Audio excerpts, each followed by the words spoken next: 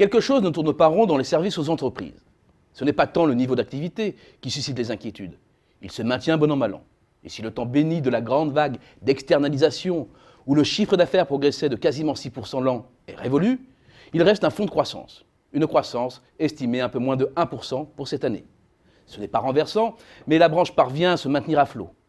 C'est cohérent avec l'image renvoyée cette fois-ci par les chefs d'entreprise eux-mêmes dans les enquêtes de conjoncture de l'INSEE.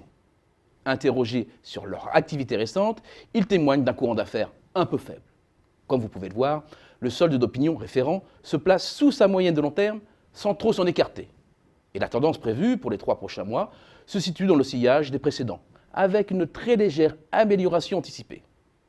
Alors, pourquoi le climat des affaires, qui résume l'opinion des chefs d'entreprise sur l'ensemble de la conjoncture dans les services, reste-t-il coincé à des niveaux plus proches de ceux correspondant à une situation de crise ou pour le moins de profond malaise? Si les dirigeants sont pessimistes, c'est que leurs prix sont écrasés. Ils baissent même depuis 1 an et demi maintenant, signe que les pressions déflationnistes s'intensifient. Et les chefs d'entreprise n'anticipent aucune amélioration dans les mois à venir. Bien au contraire, ils sont toujours aussi nombreux à prévoir des prix sous pression.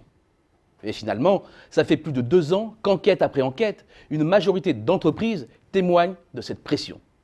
Et attention aux idées reçues, cette pression ne s'exerce pas uniquement sur les prestations à faible valeur ajoutée. Tous les services sont concernés. Premier exemple, les services informatiques. Les prix reculent dans la profession depuis le 2e trimestre 2013 et le plongeon concerne aussi bien la programmation, le conseil ou l'installation-maintenance. La montée de la concurrence, des petites structures freelance, la pression exercée par les entreprises étrangères, principalement indiennes, ont conduit à une lutte infernale sur les prix. Et les marges trinquent.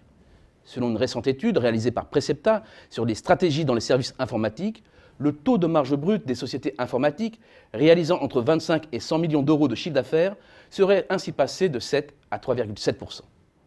Autre exemple emblématique, le secteur des services comptables, de l'audit et du conseil. Au-delà des à-coups, la tendance est à la baisse. C'est le reflet du durcissement des conditions de marché dans le secteur.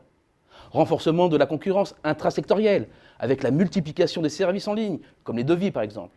Émergence d'offres low cost pour les missions comptables, négociations plus rudes avec les clients, généralisation des appels d'offres dans l'audit.